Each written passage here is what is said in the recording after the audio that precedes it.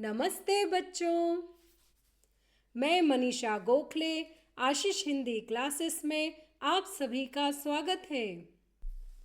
आज हम पढ़ने वाले हैं आपकी पाठ्यपुस्तक स्पर्श भाग 1 से पाठ 5 शुक्र तारे के समान। इसे लिखा है स्वामी आनंद जी ने। स्वामी आनंद जी ने इस पाठ में गांधी जी के निजी सचिव पर्सनल सेक्रेटरी महादेव भाई देसाई का रेखा चित्र प्रस्तुत किया है। मूल पाठ गुजराती में था, जिसका हिंदी में अनुवाद किया है श्री काशीनाथ त्रिवेदी जी ने। तो चलिए शुरू करते हैं। इस पाठ में आए कठिन शब्द और मुहावरों के अर्थ में यहाँ दे रही हूँ ताकि पाठ पढ़ने में आसानी हो। शुक्र तारे के समान। आकाश के तारों में शुक्र की कोई जोड़ नहीं है। तो यहाँ राइटर बता रहा है कि आसमान में जितने भी स्टार्स होते हैं उसमें से वीनस या शुक्र इसके बराबरी का या उसके इक्वल और कोई सितारा या स्टार या तारा नहीं है। शुक्र चंद्र का साथी माना गया है। उसकी आभा प्रभा का वर्णन करने में संसार के कभी थके नहीं। तो राइटर बता रहा है कि जो वीनस या शुक्र स्टार है वह चंद्र का साथी माना जाता है, क्योंकि वो चंद्र के पास में ही दिखाई देता है और उसकी जो चमक है, उसकी जो आभा है, मतलब उसका जो तेज है, उसका वर्णन करने में जो संसार के कवि थे उन्होंने इतना ज़्यादा उसका वर्णन किया है कि कवि कह रहा है कि वो कभी थकते ही नहीं है, इतना उन्हें शुक्र तारा पसंद है। फिर भी नक्षत्र मंडल में कलगी रूप इस तेजस्वी तारे को दुनिया या तो एन शाम के समय बड़े सवेरे घंटे 2 घंटे से अधिक देख नहीं पाती है। फिर भी आसमान में जो तारा मंडल है या नक्षत्र मंडल है उसमें कलगी रूप मतलब ताज की तरह, क्राउन की तरह, ये जो तेजस्वी, ये जो चमकदार तारा है वह दुनिया को या तो जस्ट शाम के समय जब सूर्य डूबता रहता है और चंद्रमा निकलते रहता है उस समय दिखाई देता है, या फिर बड़े सवेरे जब चंद्रमा डूबता रहता है और जस्ट सूरज उदित होता रहता है या सूरज निकलता रहता है उस समय 1 या 2 घंटे से ज़्यादा दिखाई नहीं देता है। मतलब ये इतना सुंदर, इतना तेजस्वी, इतनी ज़्यादा चमक वाला सितारा है, लेकिन दुनिया के लोग या हम लोग इसे केवल थोड़े समय के लिए ही आसमान में देख पाते हैं, या तो शाम के समय या अर्ली मॉर्निंग, बहुत सुबह के समय जब चांद डूबता रहता है और सूरज उदित होता रहता है। इसी तरह भाई महादेव जी आधुनिक भारत की स्वतंत्रता के उषा काल में अपनी वैसी ही आभा से हमारे आकाश को जगमगाकर देश और दुनिया को मुग्ध करके शुक्र तारे की तरह ही अचानक अस्त हो गए।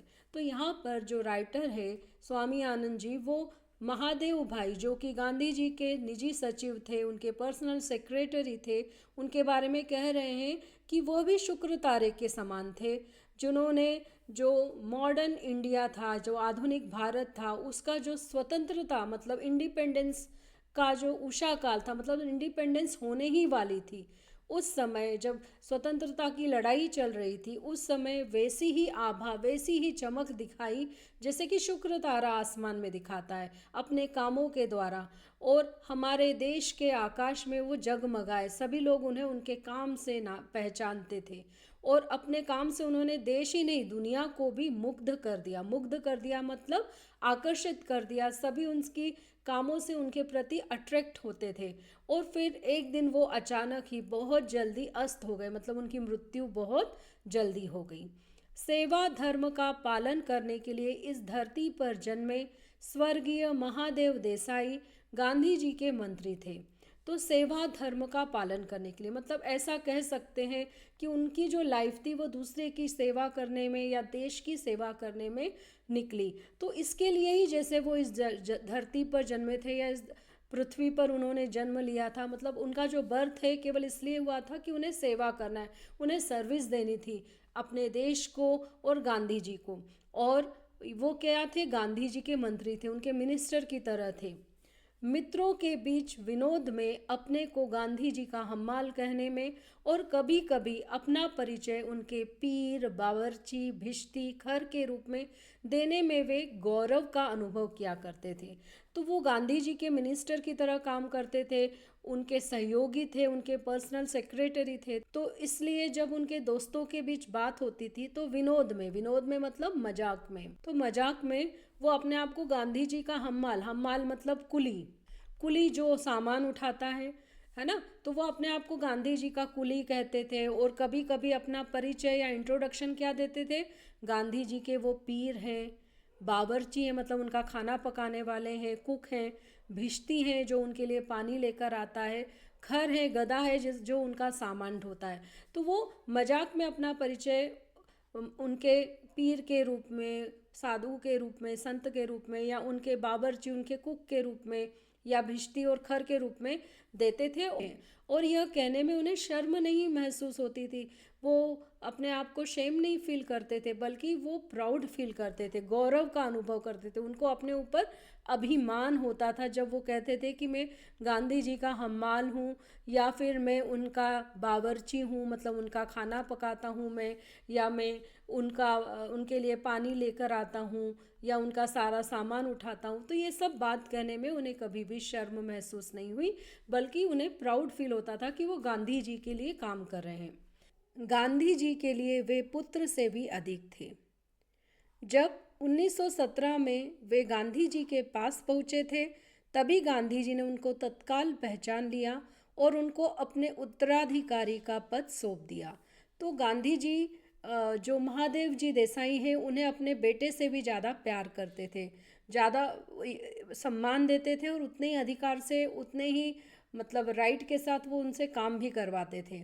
तो जब सन 1917 में जब पहली बार गांधी जी के पास महादेव भाई आए थे, तो गांधी जी ने तत्काल मतलब तुरंत उन्हें पहचान लिया था कि वो किस तरह के व्यक्ति हैं, और उन्हें वो बहुत पसंद आए थे। इसलिए अपने बाद उन्होंने अपना उत्तराधिकारी मतलब अपना काम सौंपने वाला पर्सन बना दिया था, मतलब उत्तराधिकारी का पद उन्हें सौंप दिया था। सन 1919 में जलियांवाला बाग के हत्याकांड के दिनों में पंजाब जाते हुए गांधी जी को पलवल स्टेशन पर गिरफ्तार किया गया। तो 1919 में जब जलियांवाला बाग हत्याकांड हुआ था, उस समय जब गांधी जी पंजाब जा रहे थे, तो पलवल स्टेशन पर उन्हें अरेस्ट कर लिया गया था, गिरफ्तार कर लिया गया था। गांधी जी ने उसी समय महादेव को अपना वारिस कहा था। तो उस समय ही गांधी जी ने यह डिक्लेयर कर दिया था कि उनके बाद उनका सारा काम महादेव भाई संभालेंगे। तो अपना उत्तराधिकारी या वारिस उन्होंने महादेव भाई को बनाया था, जो उनके सारे कामों के लिए रिस्पॉन्सिबल रहेगा। तो सन 1929 में महादेव भाई आसेतु हिमाचल देश के चारों कोनों में समूचे देश के दुलारे बन चुके थे। तो गांधी जी ने ये डिक्लेयर किया था, उसके बाद में महादेव भाई ने इतने अच्छे अच्छे कार्य किए देश के लिए, जनता के लिए, कि 1929 में वो सारे देश के सभी कोनों में और पूरे देश के लोगों के दुलारे, बहुत प्यारे बन गए थे। सब लोग उन्हें चाहते थे क्योंकि उन्होंने इतने महान कार्य तब तक किए थे। इसी बीच पंजाब में फौजी शासन के कारण जो कहर बरसाया गया था, उसका ब्यौरा रोज़ रोज़ आने लगा। तो उस समय क्या हुआ कि पंजाब में जो अंग्रेज़ों ने लोगों के ऊपर अत्याचार किए, कहर बरसाया मतलब बहुत अत्याचार करना, तो उसका जो ब्यौरा है, उसकी जो डिटेल है, वो रोज़ रोज़ आने लगी। पंजाब के अधिकतर नेताओं को गिरफ्तार करके फौजी कानून के तहत जन्म कैद की सजाएं देकर कालापानी भेज दिया गया। तो पंजाब में जितने भी स्वतंत्रता आंदोलन में भाग लेने वाले नेता थे, जितने भी लीडर्स थे, अंग्रेज़ों ने उन्हें गिरफ्तार कर लिया, अरेस्ट कर लिया, और अपने रूल के मुताबिक, अकॉर्डिंग टू उनके रूल्स, उन्होंने उन्हें जन्म कैद मतलब फुल लाइफ के लिए प्रिजन दे दी, या फिर उन्हें काला पानी में, जो अंडमान निकोबार में उनकी जो सेल्युलर सेल है, वहाँ पर भेज दिया, ताकि फिर वो स्वतंत्रता आंदोलन में भाग ना ले सके। लाहौर के मुख्य राष्ट्रीय अंग्रेजी दैनिक पत्र ट्रिब्यून के संपादक श्री कालीनाथ राय को 10 साल की जेल की सज़ा मिली।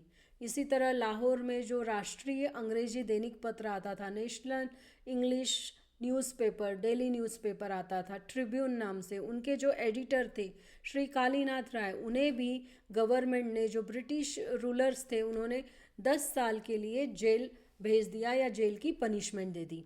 गांधी जी के सामने जुल्मों और अत्याचारों की कहानियाँ पेश करने के लिए आने वाले पीड़ितों के दल गाम देवी के मणि भवन पर उमड़ते रहते थे। तो अब जो अंग्रेज़ जिस तरह से जुल्म कर रहे थे, लोगों को तकलीफ़ दे रहे थे, अत्याचार कर रहे थे, उसकी कहानी सुनाने के लिए जो पीड़ित है, जिनके ऊपर अत्याचार हुआ है, जो परेशान है, जो दुखी है, ऐसे लोगों के बहुत सारे दल के दल, मतलब बहुत बड़ी संख्या में ग्रुप में लोग जो गाम देवी का मणि भवन है वहाँ पर गांधी जी से मिलने के लिए उमड़ते रहते थे, मतलब बहुत अधिक संख्या में आते रहते थे। अब महादेव जी क्या करते थे, उनकी बातों की संक्षिप्त टिप्पणियाँ तैयार करके उनको गांधी जी के सामने पेश करते थे। तो महादेव जी क्या करते थे, जब गांधी जी बिज़ी रहते थे, काम में रहते थे, तो उतनी देर में वहाँ आए लोगों की जो बातें रहती थी उनको सुनकर उनकी जो जिस्ट है, उनके जो इम्पोर्टेंट बातें हैं, तो उनके नोट्स तैयार करते थे और उन नोट्स को वो गांधी जी के सामने ले जाते थे और आने वालों के साथ उनकी रूबरू मुलाकातें भी करवाते थे। तो जितने भी लोग गांधी जी से मिलने आते थे उनको face to face Gandhi ji से वो मिलाते भी थे। पर इसका फ़ायदा क्या होता था कि ऑलरेडी चूँकि वो उन लोगों से बात कर चुके होते थे और उनकी जो प्रॉब्लम्स है उनका एक जिस्ट, जो पॉइंट्स हैं या जो नोट उन्होंने ऑलरेडी बनाया हुआ रहता था, तो गांधी जी बड़ी आसानी से उस नोट को पढ़कर केवल इम्पॉर्टेंट मैटर्स पर उनसे बात करते थे, जिससे कि समय की बचत हो सके। गांधी जी बम्बई के मुख्य राष्ट्रीय अंग्रेजी दैनिक बॉम्बे क्रॉनिकल में इन सब विषयों पर लेख लिखा करते थे। क्रॉनिकल में जगह की तंगी बनी रहती थी, तो गांधी जी उस समय क्या था कि बम्बई मतलब जो आज मुंबई कहलाता है, उसका जो main national English daily newspaper था जिसका नाम था बॉम्बे क्रॉनिकल, उसमें जो भी लोगों के ऊपर अत्याचार हो रहे हैं, भारतीयों के साथ अंग्रेज जो बुरा व्यवहार कर रहे हैं, उसके ऊपर आर्टिकल लिखा करते थे, लेख लिखा करते थे। और इतने ज़्यादा उनके पास में मैटर रहता था लिखने के लिए कि उस क्रॉनिकल में हमेशा जगह की तंगी मतलब कमी बनी रहती थी। कुछ ही दिनों में क्रॉनिकल के नीडर अंग्रेज संपादक हार्नीमैन को सरकार ने देश निकाले की सज़ा देकर इंग्लैंड भेज दिया। तो उस समय में जो क्रॉनिकल जो न्यूज़पेपर था उसके एडिटर थे एक इंग्लिशमैन थे, वो हार्नीमैन, पर वो नीडर थे, जो अंग्रेज़ सरकार से डरते नहीं थे और ईमानदार थे, इसलिए वो जो सच्चाई रहती थी वो अपने पेपर में छापते थे। तो यह देखकर कि वो सच लिख रहे हैं, जो गवर्नमेंट है उन्हें रिस्की लगा और इसलिए गवर्नमेंट ने उन्हें देश निकाले की सज़ा दे दी, मतलब भारत से बाहर निकल जाने की पनिशमेंट देकर उन्हें इंग्लैंड भेज दिया। उन दिनों बम्बई के 3 नए नेता थे। तो उन दिनों में बॉम्बे में 3 नेता थे जो कि देश के स्वतंत्रता आंदोलन में भाग ले रहे थे। उनमें जो थे शंकरलाल बैंकर, उमर सोबानी और जमनादास द्वारकादास। तो इन नेताओं के नाम थे, ये 3 नाम थे। और इनमें से जो अंतिम श्रीमती बेसेंट के अनुयायी थे, अंतिम मतलब जो जमनादास द्वारकादास थे वो बेसेंट के फॉलोअर थे। अनुयायी मतलब मानने वाले या अनुसरण करने वाले या फॉलोअर। तो ये जो नेता थे वो यंग इंडिया नाम का एक अंग्रेज़ी साप्ताहिक वीकली मैगज़ीन निकालते थे, लेकिन उसमें क्रॉनिकल वाले हार्नीमैन ही मुख्य रूप से लिखते थे। तो उनकी ये जो यंग इंडिया नाम की जो वीकली मैगज़ीन्स थी उनमें हार्नीमैन ही मेनली बहुत सारे आर्टिकल्स लिखते थे, जो कि क्रॉनिकल के संपादक या एडिटर थे। चूँकि हार्नीमैन को देश निकाला मिलने के बाद इन लोगों को हर हफ्ते साप्ताहिक के लिए लिखने वालों की कमी रहने लगी। तो अब क्या प्रॉब्लम होने लगी कि वीकली ये जो मैगज़ीन थी उसके लिए उन्हें आर्टिकल्स लिखने के लिए लोगों की कमी हो गई। अब वो सोचने लगे कि क्या किया जाए। तो ये जो तीनों जो लीडर्स थे वो गांधी जी के परम प्रशंसक थे, मतलब गांधी जी को बहुत पसंद करते थे, उन्हें प्रेज़ करते थे, उनके फ़ैन थे और उनके सत्याग्रह आंदोलन में बम्बई के वे बेजोड़ नेता भी थे। तो जब गांधी जी ने सत्याग्रह आंदोलन शुरू किया था, सत्य के आग्रह का आंदोलन, तब बॉम्बे में यही जो लीडर्स थे उन्होंने इस आंदोलन को फॉलो किया था। तो इन्होंने गांधी जी से विनती की कि वे यंग इंडिया के संपादक बन जाए। तो इसलिए ये जो लीडर्स थे वो गांधी जी के पास आए और उनसे विनती मतलब रिक्वेस्ट या प्रार्थना की। उन्होंने रिक्वेस्ट की कि अब चूँकि हार्नीमैन यहाँ नहीं है तो गांधी जी यंग इंडिया के एडिटर बन जाएं। गांधी जी को इसकी सख्त ज़रूरत थी ही। उन्होंने विनती तुरंत स्वीकार कर ली। तो गांधी जी तो चाहते ही थे कि ज़्यादा से ज़्यादा न्यूज़पेपर, ज़्यादा से ज़्यादा मैगजीन्स में वो देश में अंग्रेज़ों द्वारा जो अत्याचार हो रहा है उससे रिलेटेड आर्टिकल्स छापें। इसलिए वो तो चाहते ही थे कि उन्हें इस टाइप का कोई मौका मिले, इस टाइप का कोई चांस मिले। तो उन्होंने उनकी जो रिक्वेस्ट थी उसको एक्सेप्ट कर लिया और वे यंग इंडिया के संपादक या एडिटर बन गए। गांधी जी का काम इतना बढ़ गया कि साप्ताहिक पत्र भी कम पड़ने लगा। गांधी जी ने यंग इंडिया को हफ्ते में 2 बार प्रकाशित करने का निश्चय किया। अब गांधी जी के पास इतने अधिक आर्टिकल्स आने लगे, इतने ज़्यादा टॉपिक थे उनके पास कि उनके जो आर्टिकल्स हैं या जो उनके लेख हैं उसको लिखने के लिए वो जो वीकली यंग इंडिया थी मैगज़ीन वो भी कम पड़ने लगी। इसलिए गांधी जी ने डिसाइड किया कि अब इस मैगज़ीन को वो वीकली ट्वाइस पब्लिश करेंगे, मतलब सप्ताह में 2 बार वो इस मैगज़ीन को निकालेंगे। हर रोज़ का पत्र व्यवहार और मुलाकातें, आम सभाएं आदि कामों के अलावा यंग इंडिया साप्ताहिक में छापने के लेख, टिप्पणियाँ, पंजाब के मामलों का सार संक्षेप और गांधी जी के लेख, यह सारी सामग्री हम 3 दिन में तैयार करते थे। तो हर रोज़ गांधी जी जिन लोगों को पत्र लिखते थे या पत्रों के जवाब देते थे या गांधी जी किन किन से मुलाकात करने वाले हैं या जो आम सभाएं वो करते थे, इन कामों के अलावा यंग इंडिया मैगज़ीन में छापने के लिए जो लेख है या जो नोट्स है या जो पंजाब के मामलों के से रिलेटेड जो इंफॉर्मेशन है, सार संक्षेप मतलब शॉर्ट में जो भी इम्पॉर्टेंट इन्फॉर्मेशन है और जो गांधी जी के लेख है, जो गांधी जी आर्टिकल्स लिखते थे, ये सारी सामग्री उस समय जो राइटर है स्वामी आनंद जी और उनके निजी सचिव महादेव भाई देसाई, ये सारे लोग 3 दिन में तैयार करते थे क्योंकि वीकली ट्वाइस जाने लगा था। यंग इंडिया के पीछे पीछे नवजीवन भी गांधी जी के पास आया। तो यंग इंडिया के साथ साथ ये जो दूसरा साप्ताहिक था नवजीवन नाम से, उसका भी एडिटर गांधी जी बन गए और दोनों साप्ताहिक अहमदाबाद से निकलने लगे। तो दोनों ही ये जो मैगजीन्स थी, वीकली मैगजीन्स, ये कहाँ से निकलती थी? अहमदाबाद से निकलती थी। 6 महीनों के लिए मैं भी साबरमती आश्रम में रहने पहुंचा। तो राइटर स्वामी आनंद जी बता रहे हैं कि इस दौरान जब ये मैगजीन्स निकल रही थी तो 6 मंथ के लिए वो भी साबरमती आश्रम में रहने के लिए गए। शुरू में ग्राहकों के हिसाब किताब की और साप्ताहिकों को डाक में डलवाने की व्यवस्था मेरे जिम्मे थी। तो स्टार्टिंग में जब वो साबरमती आश्रम में रहने गए तो गांधी जी ने उन्हें काम दिया था कि जो भी कस्टमर्स हैं उनका जो भी हिसाब किताब है, जो भी उनका पेमेंट है, उसका ध्यान देना और जो साप्ताहिक है या जो मैगजीन्स है उन्हें पोस्ट करना, इसकी जो पूरी व्यवस्था है, अरेंजमेंट है, वह रिस्पॉन्सिबिलिटी लेखक स्वामी आनंद को दी गई थी। लेकिन कुछ ही दिनों के बाद संपादन सहित दोनों साप्ताहिकों की और छापा खाने की सारी व्यवस्था मेरे जिम्मे आ गई। तो कुछ दिनों बाद में जब गांधी जी ने देखा कि स्वामी आनंद जी अपना काम बहुत अच्छे ढंग से कर रहे हैं और इन्हें और भी काम दिया जा सकता है, तो दोनों जो साप्ताहिक थे, दोनों जो मैगजीन्स थी, उनकी एडिटिंग के साथ साथ जो प्रिंटिंग प्रेस थी, छापा खाना था, उसका भी सारा अरेंजमेंट स्वामी आनंद के जिम्मे आ गया, मतलब उनकी रिस्पॉन्सिबिलिटी हो गया।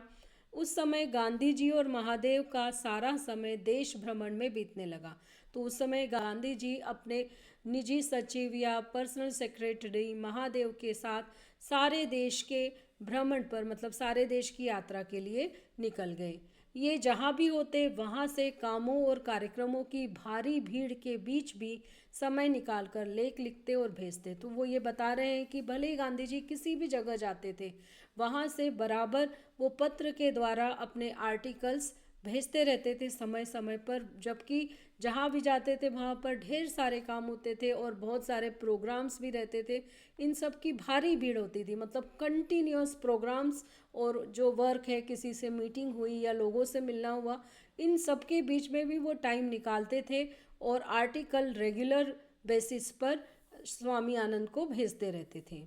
सब प्रांतों के उग्र और उदार देशभक्त क्रांतिकारी और देश विदेश के धुरंधर लोग, संवाददाता आदि गांधी जी को पत्र लिखते और गांधी जी यंग इंडिया के कॉलमों में उनकी चर्चा किया करते। तो सभी प्रांत, मतलब सभी राज्य, सभी स्टेट के जो उग्र थे, मतलब दो दल थे उस समय, एक गरम दल और एक नरम दल। एक जो मानता था कि लड़कर मारपीट करके ही हमें देश मिलेगा, और नरम दल जो कि मानता था कि अहिंसा के रास्ते ही हमें देश मिल सकता था। तो उग्र और उदार दोनों ही कैटेगरी के जो देशभक्त थे, जो स्वतंत्रता सेनानी थे, जो क्रांतिकारी थे, और देश और विदेश में भी जो धुरंधर, मतलब बहुत अधिक ताकतवर लोग थे, बहुत ही प्रतिभा संपन्न लोग थे, या जो संवाददाता थे, ये सभी लोग क्या करते थे, गांधी जी को पत्र लिखते थे, अपने विचार अभिव्यक्त करते थे, और फिर गांधी जी अपने यंग इंडिया के कॉलम में उनके पत्रों पर डिस्कशन करते थे और उसे छापते थे। महादेव गांधी जी की यात्राओं के और प्रतिदिन की उनकी गतिविधियों के साप्ताहिक विवरण भेजा करते थे। तो महादेव जी का टास्क क्या रहता था कि गांधी जी ने कहाँ की यात्रा की है और हर दिन वो क्या क्या एक्टिविटीज़ कर रहे हैं, इन सब का जो विवरण है, इन सब के बारे में जो जानकारी है, वो रेगुलर बेसिस पर वीकली भेजा करते थे उस मैगजीन्स में छापने के लिए। इसके अलावा महादेव देश विदेश के अग्रगण्य समाचार पत्र, जो आंखों में तेल डालकर गांधी जी की प्रतिदिन की गतिविधियों को देखा करते थे और उन पर बराबर टीका टिप्पणी करते रहते थे, उनको आड़े हाथों लेने वाले लेख भी समय समय पर लिखा करते थे। तो महादेव केवल गांधी जी की गतिविधियों और उनकी यात्राओं के बारे में ही विवरण या व्याख्या भेजते नहीं थे, उसके अलावा महादेव जी क्या करते थे, जो देश विदेश के प्रमुख समाचार पत्र हैं, जो आंखों में तेल डालकर, मतलब बहुत ध्यान से गांधी जी की रेगुलर एक्टिविटीज़ को देखा करते थे और टाइम टाइम पर उन पर टीका टिप्पणी करते थे, मतलब कमेंट्स करते रहते थे। तो उनके गलत कमेंट्स को के ऊपर जो महादेव जी हैं वो उन्हें आड़े हाथों लेते हुए, मतलब उनको खरी खोटी सुनाते हुए लेख लिखा करते थे, आर्टिकल्स लिखा करते थे। बेजोड़ कॉलम, भरपूर चौकसाई, ऊंचे से ऊंचे ब्रिटिश समाचार पत्रों की परंपराओं को अपनाकर चलने का गांधी जी का आग्रह, और कट्टर से कट्टर विरोधियों के साथ भी पूरी पूरी सत्यनिष्ठा में से उत्पन्न होने वाली विनय विवेक युक्त विवाद करने की गांधी जी की तालीम, इन सब गुणों ने तीव्र मतभेदों और विरोधी प्रचार के बीच भी देश विदेश के सारे समाचार पत्रों की दुनिया में और एंग्लो इंडियन समाचार पत्रों के बीच भी व्यक्तिगत रूप से एमडी को सबका लाडला बना दिया था। तो गांधी जी के अंडर जब महादेव देसाई जी काम कर रहे थे, तो गांधी जी उन्हें क्या बोलते थे कि कॉलम जो लिखो वो बेजोड़ होना चाहिए, जिसकी बराबरी कोई ना कर सके, और काम करते समय बहुत चौकस रहना चाहिए, बहुत ध्यान देना चाहिए, सतर्क रहना चाहिए। और साथ ही साथ गांधी जी ये भी कहते थे कि ऊंचे ऊंचे जो ब्रिटिश न्यूज़पेपर्स हैं, उनका जो ढंग है, उनका जो वे है, उसको अपनाकर चलना चाहिए। तो इन सब बातों को कौन फॉलो करता था? महादेव जी देसाई फॉलो करते थे, जो भी गांधी जी उन्हें बताते थे। साथ ही साथ जो कट्टर से कट्टर, मतलब बहुत ही कठोर से कठोर अपोजिशन वाले लोग हों, उनके साथ भी हमें पूरी पूरी सत्यनिष्ठा, मतलब ईमानदारी से, और ईमानदारी से अगर हम उनके साथ बातें करेंगे या उनके साथ विवाद करेंगे या डिबेट करेंगे, तो उस डिबेट में रिस्पेक्ट होगी, समझदारी होगी। ऐसा डिबेट करने की जो सीख है वो गांधी जी महादेव भाई को देते थे। तो इन सब गुणों ने क्या किया, तीव्र मतभेदों, मतलब कितना ही मत में भेद होने पर, मतलब विचारों में अंतर होने पर, और कितना ही विरोधी द्वारा प्रचार करने पर भी देश या विदेश के सारे समाचार पत्र हों, कितना ही विरोधियों द्वारा मतलब दुश्मनों द्वारा प्रचार करने पर भी, शायद भले ही देश हो या विदेश, सारे समाचार पत्रों की दुनिया में, इवन एंग्लो इंडियन समाचार पत्रों में, मतलब अंग्रेजी हिंदी समाचार पत्रों के बीच में भी अगर पर्सनली देखें तो जो एमडी थे, एमडी मतलब महादेव देसाई जी, वो सबके लाडले बन गए थे, क्योंकि वो कभी किसी के साथ अपशब्दों का प्रयोग नहीं करते थे, अभद्रता वाला व्यवहार नहीं करते थे, सभी के साथ रिस्पेक्ट भरी भाषा में बात करते थे, जो सीख उन्हें गांधी जी ने दी थी। गांधी जी के पास आने के पहले अपनी विद्यार्थी अवस्था में महादेव ने सरकार के अनुवाद विभाग में नौकरी की थी।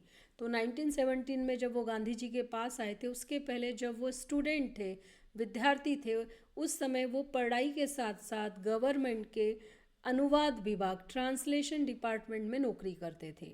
नरहरि भाई उनके जिगरी दोस्त थे, जिगरी मतलब पक्के। तो नरहरि और महादेव भाई दोनों बहुत अच्छे दोस्त थे। दोनों एक साथ वकालत पढ़े थे, दोनों ही एलएलबी कर रहे थे। दोनों ने अहमदाबाद में वकालत भी साथ साथ ही शुरू की थी। तो एलएलबी कंप्लीट करने के बाद दोनों ही एज अ वकील या एज ए लॉयर काम कर रहे थे। इस पेशे में आमतौर पर स्याह को सफ़ेद और सफ़ेद को स्याह करना होता है। तो राइटर बता रहा है कि ये जो जॉब होता है, इसमें कई बार क्या होता है कि सच को झूठ या झूठ को सच बताना पड़ता है, मतलब काले को सफ़ेद और सफ़ेद को काला करना पड़ता है। और ये जो जॉब है, इसका रिलेशन साहित्य और संस्कार के साथ बिल्कुल भी रिलेशन नहीं है। लेकिन ये जो दोनों थे, नरहरि भाई और महादेव भाई, उन्होंने अपने जॉब के साथ उसी समय टैगोर, शरदचंद्र आदि के साहित्य को पढ़ना शुरू कर दिया था। यही नहीं, उन्होंने चित्रांगदा, कच्छ देवयानी की कथा पर टैगोर द्वारा रचित विदाई का अभिशाप शीर्षक नाटिका, शरद बाबू की कहानियाँ आदि अनुवाद उस समय की उनकी साहित्यिक गतिविधियों की देन है। तो न केवल उन्होंने टैगोर के या शरदचंद्र के लिटरेचर को पढ़ा था, बल्कि उन्होंने चित्रांगदा, कच्छ देवयानी की कथा पर जो टैगोर जी द्वारा विदाई का अभिशाप नाटिका लिखी है, या जो शरद बाबू की कहानियाँ हैं, उनका ट्रांसलेशन भी किया था। तो ये उनकी उस समय की साहित्यिक गतिविधियाँ थी, मतलब उस समय उन्होंने लिटरेरी वर्क भी किया था, जबकि वो उस समय एज ए लॉयर काम कर रहे थे। भारत में उनके अक्षरों का कोई सानी नहीं था। तो यहाँ पर राइटर बता रहे हैं कि जो महादेव भाई हैं, उनके अक्षर इतने सुंदर थे कि उनकी बराबरी करने वाला भारत में कोई नहीं था। वाइसराय के नाम जाने वाले गांधी जी के पत्र हमेशा महादेव की लिखावट में जाते थे। तो जो वाइसराय मतलब उस समय जो स्टेट के रूलर्स थे, अंग्रेज़ों के जो शासक थे, उन्हें वाइसराय कहते थे। हर स्टेट का एक रूलर रहता था अंग्रेज़ों का, जिसे वाइसराय कहते थे। तो उसे जब भी पत्र भेजना होता था तो गांधी जी महादेव जी के की हैंडराइटिंग में ही वो पत्र लिखवाते थे और वाइसराय को भेजते थे। उन पत्रों को देख देख कर दिल्ली और शिमला में बैठे वाइसराय लंबी सांस उसास लेते रहते थे। तो मतलब वो पत्र इतने सुंदर थे कि जब भी दिल्ली के या शिमला के जो वाइसराय थे वो उन पत्रों को देखते थे तो वो लंबी उसास लेते थे। मतलब दुख होता था उन्हें कि काश हमारे पास भी ऐसा असिस्टेंट होता, काश हमारे पास भी ऐसा पर्सनल सेक्रेटरी होता जिसकी हैंडराइटिंग इतनी सुंदर होती। भले ही उन दिनों ब्रिटिश सल्तनत पर कहीं सूरज ना डूबता था, कहीं सूरज ना डूबता था मतलब कहीं पर भी किसी बात की कमी नहीं थी। तो जो ब्रिटिश शासन था, जो ब्रिटिश रूल था, उन दिनों में वहाँ पर ब्रिटिशर्स के पास किसी चीज़ की कमी नहीं थी। लेकिन उस सल्तनत के छोटे बादशाह को भी गांधी जी के सेक्रेटरी के समान खुशनवीश सुंदर अक्षर लिखने वाला लेखक कहाँ मिलता था। लेकिन वहाँ के जो वाइसराय थे, उस शासन के जो छोटे छोटे बादशाह, उनके पास गांधी जी के सेक्रेटरी जैसा अच्छी हैंडराइटिंग वाला सेक्रेटरी नहीं था। बड़े बड़े सिविलियन और गवर्नर कहा करते थे कि सारी ब्रिटिश सर्विसों में महादेव के समान अक्षर लिखने वाला कहीं खोजने पर भी मिलता नहीं था। तो ब्रिटिशर के जितने भी ऑफिसेस थे, जितनी भी सर्विसेज थी, उनमें कहीं पर भी महादेव जी जैसा सुंदर अक्षर लिखने वाला, सुंदर हैंडराइटिंग वाला कोई भी नहीं था। कितना ही ढूंढो पर भी नहीं मिल सकता था, मतलब उनकी बराबरी किसी से हो ही नहीं सकती थी। पढ़ने वाले को मंत्रमुग्ध करने वाला सुंदर और शुद्ध लेखन। तो जो भी उनके द्वारा लिखे गए पत्रों को पढ़ता था वो मंत्रमुग्ध हो जाता था, हिप्नोटाइज हो जाता था, मतलब इतना ज़्यादा आकर्षित हो जाता था, क्योंकि उनकी हैंडराइटिंग ना केवल सुंदर थी, उनकी लिखावट सुंदर थी, साथ ही साथ जो भी वो लिखते थे वो बहुत शुद्ध होता था, उसमें किसी भी तरह की स्पेलिंग एरर या ग्रामेटिकल मिस्टेक नहीं होती थी। महादेव के हाथों के लिखे गए लेख, टिप्पणियाँ, पत्र, गांधी जी के व्याख्यान, प्रार्थना प्रवचन, मुलाकातें, वार्तालापों पर लिखी गई टिप्पणियाँ, सब कुछ फुल स्केप के चौथाई आकार वाली मोटी अभ्यास पुस्तकों में लंबी लिखावट के साथ जेट की सी गति से लिखा जाता था। वे शॉर्ट हैंड जानते नहीं थे। तो महादेव जी ने जितने भी लेख लिखे, जितने भी आर्टिकल लिखे हैं, टिप्पणियाँ, नोट्स लिखे हैं, लेटर्स लिखे हैं, या गांधी जी ने जो भी व्याख्यान दिए थे, जो भी भाषण दिए थे वो लिखे हैं, या जो प्रार्थना के समय जो वचन, जो उपदेश उन्होंने बोले हैं, या जो उनकी मुलाकातें थी, उन्होंने जो बातचीत की और उसके ऊपर जो शॉर्ट नोट्स थे वो उन्होंने तैयार किए, वो सब कुछ एक फुल स्केप साइज़ जो पेपर रहता है उसके 4th साइज वाली मोटी अभ्यास पुस्तक जो नोटबुक्स रहती थी उसमें वो लॉन्ग हैंड में लिखते थे।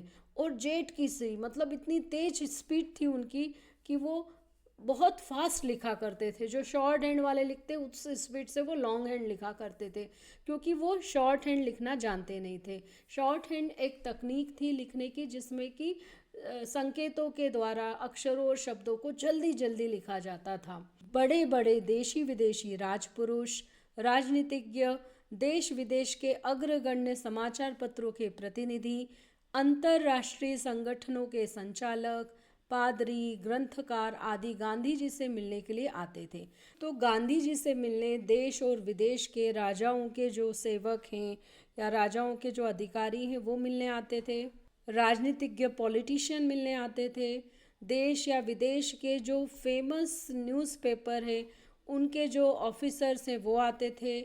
अंतर्राष्ट्रीय संगठनों, इंटरनेशनल एसोसिएशंस थी, जो डिफरेंट डिफरेंट ग्रुप्स थे, उनके संचालक आते थे, उनके ऑफिसर्स आते थे, पादरी आते थे, ग्रंथकार, राइटर्स आते थे, सभी गांधी जी से मिलने के लिए आते थे।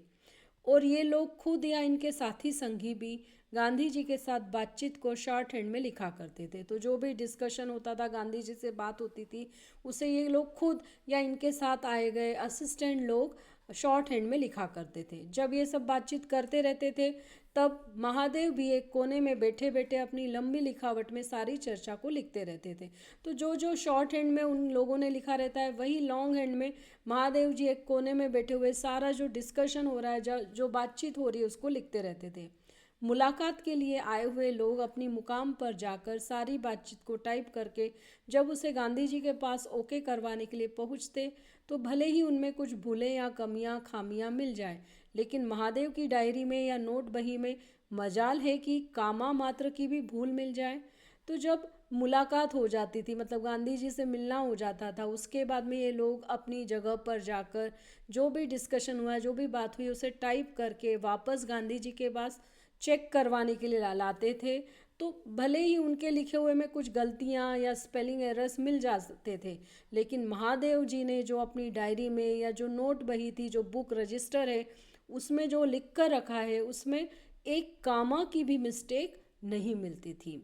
गांधी जी कहते, महादेव के लिखे नोट के साथ थोड़ा मिलान कर लेना था ना, और लोग दांतों अंगुली दबाकर रह जाते थे। तो गांधी जी हमेशा कहते थे, जब भी वो अपना लिखा हुआ, टाइप किया हुआ गांधी जी के पास चेकिंग के लिए लाते थे, तो वो बोलते थे पहले महादेव के नोट के साथ चेक कर लेना चाहिए था ना तुम्हें। और यह सुनकर या महादेव जी की नोट्स देखकर लोग दांतों तले उंगली दबा लेते थे, मतलब आश्चर्यचकित रह जाते थे। लुई फिशर और गुंथर के समान धुरंधर लेखक अपनी टिप्पणियों का मिलान महादेव की टिप्पणियों के साथ करके उन्हें सुधारे बिना गांधी जी के पास ले जाने में हिचकिचाते थे। तो लुई फिशर और गुंथर जैसे जो बहुत ही फेमस राइटर्स थे, वो भी अपने जो नोट्स रहते थे उन नोट्स को महादेव जी के नोट्स के साथ कंपेयर करते थे, उनमें करेक्शन करते थे और उसके बाद ही गांधी जी के पास ले जाते थे। उसके बिना गांधी जी के पास जाने में उन्हें डर लगता था, हेजिटेशन होता था, वो संकोच करते थे, हिचकिचाते थे। साहित्यिक पुस्तकों की तरह ही महादेव वर्तमान राजनीतिक प्रवाहों और घटनाओं से संबंधित अद्यतन जानकारी वाली पुस्तकें भी पढ़ते रहते थे। तो यहाँ पर राइटर महादेव की जो पढ़ने की आदत है उसके बारे में बता रहे हैं कि केवल साहित्यिक मतलब कहानी, उपन्यास आदि की पुस्तकें ही नहीं, वर्तमान राजनीति प्रभाव मतलब वर्तमान राजनीति में जो उस समय की लेटेस्ट पॉलिटिकल न्यूज़ रहती थी, इंफॉर्मेशन रहती थी, जो घटनाएं हो रही है उससे संबंधित लेटेस्ट जानकारी, अद्यतन मतलब वर्तमान समय की जानकारी देने वाली जितनी भी पुस्तकें रहती थी वो सब पढ़ते रहते थे। हिंदुस्तान से संबंधित देश विदेश की ताज़ी से ताज़ी राजनीतिक गतिविधियों और चर्चाओं की नई से नई जानकारी उनके पास मिल सकती थी। तो भारत से संबंधित हो या देश विदेश से संबंधित जो पॉलिटिकल एक्टिविटीज़ चल रही हैं या जो चर्चाएं हो रही है, जो डिस्कशन हो रहा है, उनसे रिलेटेड जितनी भी लेटेस्ट इन्फॉर्मेशन रहती थी वो सब महादेव जी के पास मिल जाती थी। सभाओं में, कमेटियों की बैठक में या दौड़ती रेलगाड़ियों के डिब्बों में ऊपर की बर्थ पर बैठकर ठूस ठूस कर भरे अपने बड़े बड़े झोलों में रखे ताज़े से ताज़े समाचार पत्र, मासिक पत्र और पुस्तकें वे पढ़ते रहते अथवा यंग इंडिया और नव जीवन के लिए लेख लिखते रहते थे। तो फिर वो किसी मीटिंग में गए हों या किसी कमेटी की बैठक में जो मीटिंग्स होती उसमें गए हों, जो सभा होती उसमें गए हों, या रेलगाड़ी के डिब्बे में ऊपर की बर्थ पर बैठे हों, जहाँ पर भी वो रहते थे, या तो वो अपने बैग में जिसमें कि ढेर सारी दबा दबा कर बुक्स रखी हुई हैं, न्यूज़पेपर्स रखे हैं, या जो मंथली मैगजीन्स हैं वो रखी हुई हैं, उन्हें निकाल कर पढ़ते रहते थे, या फिर यंग इंडिया या नवजीवन जो मैगजीन्स हैं उनके लिए आर्टिकल लिखते रहते थे। मतलब वो कभी भी आपको फ्री नहीं दिखाई देते थे, वो हमेशा कुछ ना कुछ काम करते दिखाई देते थे। लगातार चलने वाली यात्राओं, हर स्टेशन पर दर्शनों के लिए इकट्ठा हुई जनता के विशाल समुदायों, सभाओं, मुलाकातों, बैठकों, चर्चाओं और बातचीत के बीच वे स्वयं कब खाते, कब नहाते, कब सोते या कब अपनी हाजतें रफ़ा करते, किसी को इसका कोई पता नहीं चल पाता। तो मतलब कंटिन्यूसली वो यात्रा करते रहते थे, गांधी जी के साथ इधर से उधर जाया करते थे। हर स्टेशन पर गांधी जी से मिलने के लिए, उनके दर्शन के लिए ढेर सारी जनता इकट्ठी होती थी और गांधी जी की सभाएं होती थी और लोगों से वो मुलाकात करते थे, मीटिंग्स रहती थी, डिस्कशंस होते थे, बातचीत होती थी। इन सब के बीच में महादेव भाई देसाई कब खाना खाते थे, कब वो नहाते थे, कब सोते थे, या कब हाजते रफ़ा मतलब शौचालय जाते थे, मतलब अपने पर्सनल काम, अपनी दिनचर्या के काम वो कब करते थे, इसका किसी को भी पता नहीं चलता था। ये समझ में नहीं आता था कि वो कब सोते हैं और कब उठते हैं और कब अपने सारे पर्सनल काम निपटा लेते हैं। वे 1 घंटे में 4 घंटों के काम निपटा देते थे। मतलब उनकी स्पीड इतनी फास्ट थी कि 1 घंटे में वो बाकी लोग जो 4 घंटे का काम करते वो केवल वो 1 घंटे में ही कंप्लीट कर लेते थे। काम में रात और दिन के बीच कोई फ़र्क शायद ही कभी रहता हो। वे सूत भी बहुत सुंदर काटते थे। अपनी इतनी सारी व्यस्तताओं के बीच भी वे काटना कभी चूकते नहीं थे। तो गांधी जी ने उस समय स्वदेशी आंदोलन शुरू किया था और उन्होंने लोगों को चरखे पर रुई से सूत काटने को सिखाया था और वो आग्रह करते थे। गांधी जी सभी से कहते थे कि आप खुद अपने लिए सूत काटिए, अपने कपड़े खुद बनाइए। तो राइटर बता रहे हैं कि वो जब काम रहता तो रात दिन का अंतर नहीं करते थे कि अब रात हो गई तो अब मैं काम नहीं करूँगा। वो शायद कभी रहा ही नहीं उनके मन में, वो हमेशा काम करते रहते थे। और वो जो धागा बनाते थे, सूत काटना, वो भी बहुत सुंदर धागा बनाते थे। तो इतना ज़्यादा बिजी शेड्यूल रहता था, इतनी सारी व्यस्तताएं थी उनकी, इतना ज़्यादा काम में लगे रहते थे, पर फिर भी वो सूत काटना कभी भी नहीं चूकते थे। मतलब कभी मिस नहीं करते थे, हमेशा रेगुलर बेसिस पर वो सूत भी काटते थे। बिहार और उत्तर प्रदेश के हज़ारों मील लंबे मैदान, गंगा, यमुना और दूसरी नदियों के परम उपकारी सोने की कीमत वाले गाद के बने हैं। तो यहाँ पर राइटर उनका जो व्यवहार था, महादेव जी का जो व्यवहार था, उसकी तुलना उस गाद से, उस मिट्टी से कर रहे हैं, जो कि बिहार और उत्तर प्रदेश के लंबे मैदानों में मिलती है, जो हज़ारों मील, थाउजेंड्स ऑफ माइल लंबे हैं, बहुत लार्जेस्ट हैं। और ये गंगा, यमुना और दूसरी नदियों के परम उपकार से बने, मतलब गंगा, यमुना और नदियों के जो गाद निकलती थी उससे ये मैदान बने हुए हैं। और ये इतने उपजाऊ हैं, इसलिए उन्हें सोने की कीमत वाले कहा है ना। तो आप अगर इस रास्ते पर, मतलब ये जो मैदान है उस पर आप 100 कोस चल लीजिए, मतलब बहुत लंबा चलेंगे, तो भी आपको रास्ते में एक स्मॉल पत्थर भी नहीं मिलेगा जिससे कि आप सुपारी फोड़ सके, मतलब सुपारी को तोड़ सके, ऐसा एक छोटा सा पत्थर भी आपको नहीं मिलेगा। इसी तरह महादेव जी का जो नेचर था, उनका जो बिहेवियर था, कि उन्होंने कभी किसी के लिए अपशब्द नहीं कहे, किसी का दिल नहीं दुखाया, किसी से कठोरता के साथ बातचीत नहीं की। इसलिए राइटर कह रहा है कि महादेव के संपर्क में आने वाले किसी को भी ठेस या ठोकर की बात तो दूर रही, खुरदरी मिट्टी या कंकरी भी कभी चुभती नहीं थी। तो महादेव जी के संपर्क में, मतलब उनके कांटेक्ट में जो भी लोग आते थे, उन्हें कभी भी किसी बात का बुरा नहीं लगा, है ना। ये तो दूर की बात है कि उनको उनकी कभी इंसल्ट हुई हो, बल्कि खुरदुरी मिट्टी या कंकरी भी कभी नहीं छुपी, मतलब उनके शब्द भी, छोटे छोटे शब्द भी कभी नहीं चुभे। इतना अच्छा, इतना सॉफ्ट स्पोकन पर्सन वो थे, इतने रिस्पेक्टफुल वे में वो बात करते थे। अपना दोस्त हो या दुश्मन हो, या फिर वो अपोजिशन पार्टी का व्यक्ति हो या अपोजिशन थॉट रखता हो, उस व्यक्ति से भी वो बहुत अच्छे से बात करते थे। उनकी निर्मल प्रतिभा उनके संपर्क में आने वाले व्यक्ति को चंद्र शुक्र की प्रभा के साथ दूधों नहला देती थी।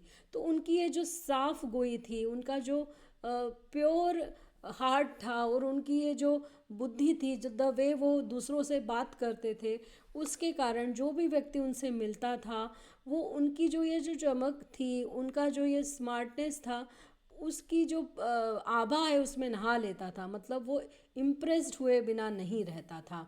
चंद्रमा और शुक्र की चमक के समान उनका जो प्रतिभा थी, उनका जो टैलेंट था, वो उसके जैसा था, और जिससे कोई भी अट्रैक्ट हुए बिना नहीं रहता था। उसमें सराबोर होने वाले के मन में उनकी इस मोहिनी का नशा कई कई दिन तक उतरता नहीं था।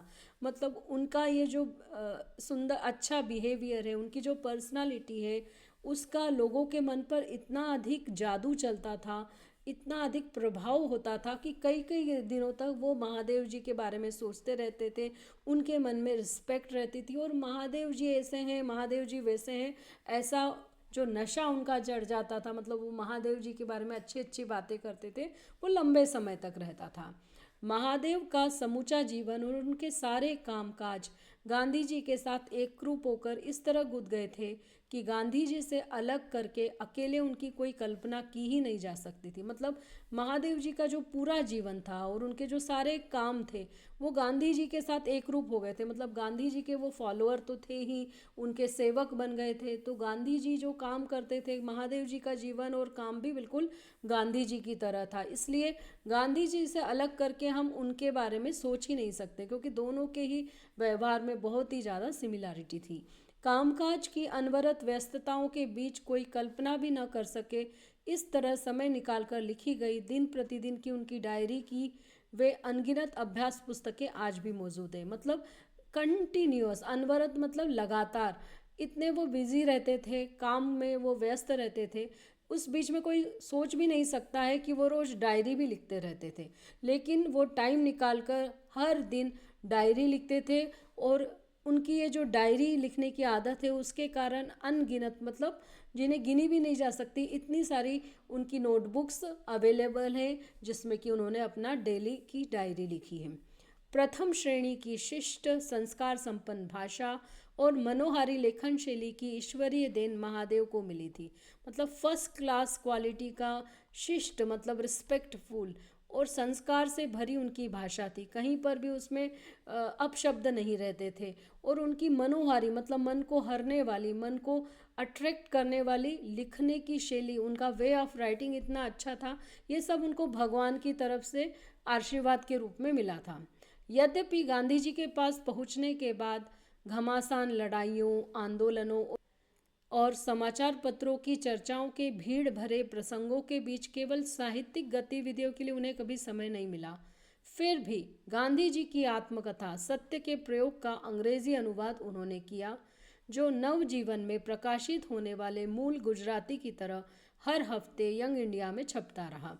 तो जब वो गांधी जी के पास पहुँचे थे, उसके बाद से जो घमासान अंग्रेज़ों के साथ लड़ाई चल रही थी, आंदोलन चल रहे थे, और समाचार पत्रों में चर्चाओं के लिए जो भीड़ रहती थी, उन सब के बीच में उन्हें मतलब लिटरेचर एक्टिविटी करने के लिए, मतलब लिटरेचर लिखने के लिए कभी भी समय नहीं मिला। पर फिर भी उन्होंने गांधी जी की जो ऑटोबायोग्राफी थी, सत्य के साथ प्रयोग, उसका अंग्रेज़ी ट्रांसलेशन किया। और जिस तरह से उनकी गुजराती में लिखी गई सत्य के साथ प्रयोग का पार्ट नवजीवन में छपता था, वैसे ही हर हफ्ते यंग इंडिया में जो अंग्रेजी ट्रांसलेशन है वो छपता था। तो ये जो अंग्रेजी ट्रांसलेशन किया वो किसने किया? महादेव भाई ने किया। मतलब कितने ही भी बिजी हुए तो भी उन्होंने साहित्यिक गतिविधि में भी भाग लिया और इस तरह से गांधी जी की पुस्तक का अनुवाद किया। बाद में पुस्तक के रूप में उसके अनगिनत संस्करण सारी दुनिया के देशों में प्रकाशित हुए और बिके, और बाद में एज अ बुक भी वो पब्लिश हुई। अनगिनत मतलब जिन्हें गिना ना जा सके इतने उनके संस्करण निकले, और देश ही नहीं दुनिया में वो पब्लिश्ड हुए और सेल किए गए। सन 1934-35 में गांधी जी वर्धा के महिला आश्रम में और मगनबाड़ी में रहने के बाद अचानक मगनबाड़ी से चलकर सेगांव की सरहद पर एक पेड़ के नीचे जा बैठे। तो यह 1934-1935 की बात है, जब गांधी जी पहले वर्धा के महिला आश्रम में रहते थे और फिर मगनबाड़ी में रहने लगे, और फिर एकदम एक दिन अचानक वो मगनबाड़ी से आगे निकलकर सेगांव की जो बॉर्डर थी वहाँ पर एक पेड़ के नीचे रहने लगे। उसके बाद वहाँ पर एक दो झोपड़े भी बने और फिर धीरे धीरे मकान बनकर तैयार हुए। तब तक महादेव भाई दुर्गा बहन और चिरंजीव नारायण के साथ मगनबाड़ी में रहे। तो फिर जहाँ गांधी जी रह रहे थे वहाँ फिर उनके लिए दो झोपड़े बनाए गए, मतलब दो कुटियाँ बनाई गई। फिर धीरे धीरे वहाँ मकान भी बनाए गए। लेकिन जब तक ये मकान नहीं बने थे तब तक महादेव भाई जो थे वो दुर्गा बहन और चिरंजीव नारायण के साथ मगनबाड़ी में रह रहे थे। वहीं से वे वर्धा की असह्य गर्मी में रोज़ सुबह पैदल चलकर सेवाग्राम पहुंचते थे। वहाँ दिन भर काम करके शाम को वापस पैदल आते थे। लेकिन फिर भी मगनबाड़ी में रहते हुए भी वो क्या करते थे, हर दिन सेवाग्राम आते थे। वहाँ पर रास्ते में जो वर्धा की बहुत तेज़ गर्मी थी उसे सहते थे, पैदल चलते हुए वो सेवाग्राम आते थे। दिन भर वहाँ काम करते थे और शाम को वापस पैदल चलते हुए जाते थे। तो इस तरह आते जाते पूरे 11 मील उन्हें चलना पड़ता था। रोज़ रोज़ का यह सिलसिला लंबे समय तक चला। तो ये जो पैदल चलना था वो उनको काफ़ी लंबे समय तक करना पड़ा। रोज़ वो 11 मील चलते थे, 11 मील वापस आते थे, और तेज़ धूप रहती थी। तो कुल मिलाकर इसका जो प्रतिकूल प्रभाव पड़ा उनकी अकाल मृत्यु के कारणों में, वह एक कारण माना जाता है। तो इसके कारण उनकी तबीयत बिगड़ गई और इतना ज़्यादा एक्सर्शन था उसका उनकी बॉडी पर, बहुत विपरीत प्रभाव पड़ा, और इसके कारण अकाल मतलब असमय कम उम्र में उनकी मृत्यु हो गई। तो कम उम्र में उनकी मृत्यु के जो रीज़न्स है उसमें एक रीज़न ये एक्सर्शन भी माना जाता है कि उन्होंने आराम बिल्कुल नहीं किया, अपने मन को, अपने शरीर को देश के लिए और गांधी जी के लिए समर्पित कर दिया था। पूरे समय वो सेवा कार्यों में लगे रहते थे। इस मौत का घाव गांधी जी के दिल में उनके जीते जी बना ही रहा।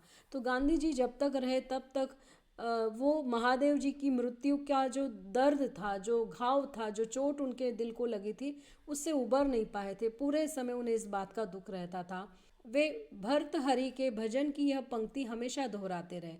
तो वो हमेशा ये भजन गाया करते थे भर्तहरि का, और ये वाली जो लाइन है वो हमेशा रिपीट करते रहते थे, गाते रहते थे।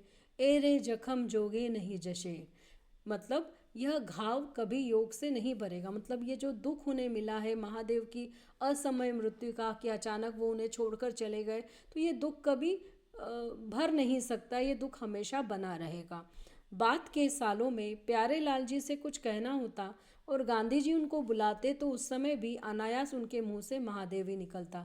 तो महादेव की इतनी आदत गांधी जी को हो गई थी कि महादेव की मृत्यु के बाद में प्यारेलाल जी उनके निजी सचिव या पर्सनल असिस्टेंट बने और गांधी जी जब उनको बुलाते थे तो कई बार अनायास बिना किसी प्रयास के उनके मुंह से महादेव ही निकलता था, क्योंकि उनको महादेव की इतनी आदत हो गई थी। अगले वीडियो में इस पाठ के प्रश्नोत्तर लेकर फिर से हाजिर होंगी। तब तक के लिए धन्यवाद।